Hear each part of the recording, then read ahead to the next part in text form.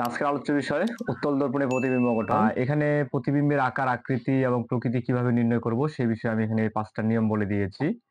তো এখানে 1 নাম্বার নিয়মটাতে বলা হয়েছে প্রতিফলিত রশ্মিগুলো যে বিন্দুতে মিলিত হবে সেই বিন্দু থেকে প্রধান অক্ষের উপরে লম্ব আঁকতে হবে। সেই লম্বই হবে প্রতিবিম্ব। মানে এখানে বলা হইলো আমাদের প্রতিফলিত রশ্মিগুলো যে জায়গাটাতে মিলিত হবে সেই জায়গা থেকে বা সেই বিন্দু থেকে আমরা প্রধান অক্ষের উপরে আমরা একটা লম্ব আঁকবো আর সেই লম্বটি হবে আমাদের প্রতিবিম্ব। 2 নম্বরে বলা হয়েছে প্রতিফলিত রশ্মিগুলো মিলিত হয়ে যদি প্রতিবিম্ব গঠন করে তবে সেটি বাস্তব প্রতিবিম্ব।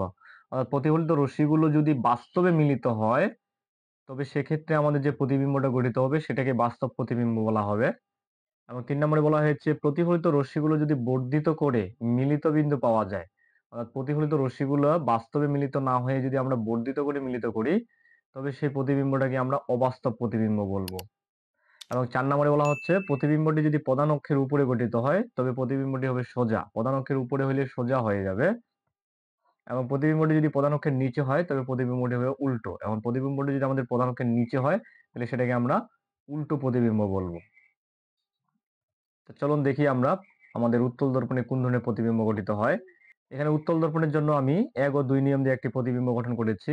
আর যারা তোমরা নিয়মগুলো জানো না যে আসলে দর্পণের মধ্যে কিভাবে আলোক রশ্মিগুলো আঁকতে হয়, তোমরা আমার 3 নাম্বার ক্লাসটি দেখে নিতে পারো। কারণ 3 নাম্বার ক্লাসে আমি কিভাবে আলোক রশ্মি আঁকতে হয় দর্পণের মধ্যে সেই নিয়মগুলো বিস্তারিত ব্যাখ্যা করেছি। তাহলে আমাদের A এবং B এটি হচ্ছে আমাদের লক্ষ্যবস্তু। মানে যেটার আমরা প্রতিবিম্ব গঠন করব। এখন এই বস্তু থেকে আমরা আলোক রশ্মি ফেলবো। প্রতিবিম্ব গঠনের জন্য ন্যূনতম আমাদেরকে 2 টি আলোক রশ্মি ফেলতে হবে। যার প্রথম আলোক রশ্মিটি বিসি বরাবর প্রধান অক্ষের সমান্তরালে আমাদের আপতিত হয়েছে এবং প্রধান অক্ষের সমান্তরালে আপতিত হলে আমরা জানি যে আলোক রশ্মিটি আমাদের ফোকাস বরাবর প্রতিফলিত হবে। ফোকাস দিয়ে নয়, ফোকাস বরাবর বা ফোকাস থেকে আসছে বলে মনে হবে। তাহলে এই যে আমাদের আলোক রশ্মিটি এখন ডিসি বরাবর প্রতিফলিত হলো। এখন ডিসি কে যদি আমরা পিছনের দিকে বর্ধিত করি তাহলে আমাদের মনে হবে যে আলোক রশ্মিটি আমাদের ফোকাস বিন্দু থেকে আমাদের প্রতিফলিত হচ্ছে। একইভাবে 2 নম্বর নিয়ম অনুসারে বি আলোক রশ্মিটি আমাদের ফোকাস বরাবর আপতিত হয়েছে। আর প্রধান ফোকাস বরাবর আপতিত হলে আমরা জানি আলোক রশ্মি আমাদের প্রধান অক্ষের সমান্তরালে যাবে। এখন ইএফ আলোক রশ্মিটি আমাদের প্রধান অক্ষের সমান্তরালে প্রতিফলিত হয়েছে।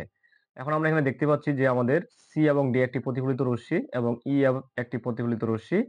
এখন সিডি এবং ইএফ এই প্রতিফলিত রশ্মিগুলো আমাদের কোথাও সামনের দিকে মিলিত হওয়ার সম্ভাবনা নেই।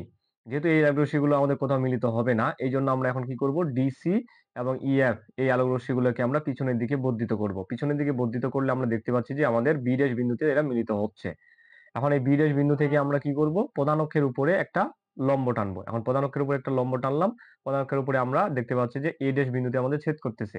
এখন আমরা এ ড্যাশ এবং বি একটি যে লম্ব আঁকলাম এই লম্বটাই হচ্ছে আমাদের প্রতিবিম্ব।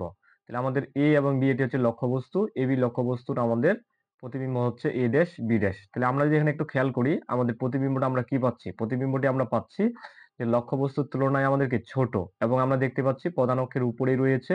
যেহেতু প্রধান অক্ষের উপরে রয়েছে অতএব প্রতিবিম্বটি হচ্ছে আমাদের সোজা।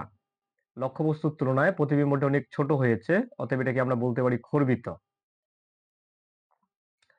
এবং যেহেতু আমাদের প্রতিফলিত রশ্মিগুলিকে পিছনের দিকে বর্ধিত করে প্রতিবিম্ব গঠন করানো হয়েছে কাল্পনিকভাবে, অতএব এটি আমাদের একটি অবাস্তব প্রতিবিম্ব। তাহলে প্রতিবিম্বটি হচ্ছে আমাদের অবাস্তব, খর্বিত এবং সোজা। এরপরে আবার আমরা উত্তল দর্পণেরই এবার 1 এবং 3 নিয়ম দিয়ে প্রতিবিম্ব গঠন করব। তাহলে আমাদের বিসি 1 নাম্বার প্রধান অক্ষের সমান্তরালে আপতিত হইল এবং সিডি বরাবর আমাদের প্রতিফলিত হইল। এখন 3 নাম্বার নিয়ম হচ্ছে আমাদের আলোক রশ্মি কেন্দ্র বরাবর আপতিত হবে। তাহলে আমাদের বিই আলোক রশ্মিটি এবার ফোকাস নয়, এবার হচ্ছে আমাদের কেন্দ্র বরাবর আপতিত হচ্ছে। এখন এটাকে পিছনের দিকে বর্ধিত করলে আমরা দেখতে পাচ্ছি যে আমাদের কেন্দ্র দিয়ে চলে যাচ্ছে। তাহলে আমরা জানি কেন্দ্র দিয়ে আপতিত হলে কেন্দ্র দিয়েই প্রতিফলিত হয়। তাহলে এটি আমাদের প্রতিফলিত রশ্মি এবং এটি আমাদের প্রতিফলিত রশ্মি। তাহলে এক্ষেত্রে আমাদের প্রতিফলিত রশ্মিগুলো বাস্তবে কোথাও মিলিত হবে না। তাহলে এর জন্য আমরা প্রতিফলিত রশ্মিগুলোকে পিছনের দিকে বর্ধিত করলাম। বর্ধিত করার পর পুনরায় আমাদের বি বিন্দুতে মিলিত হইল।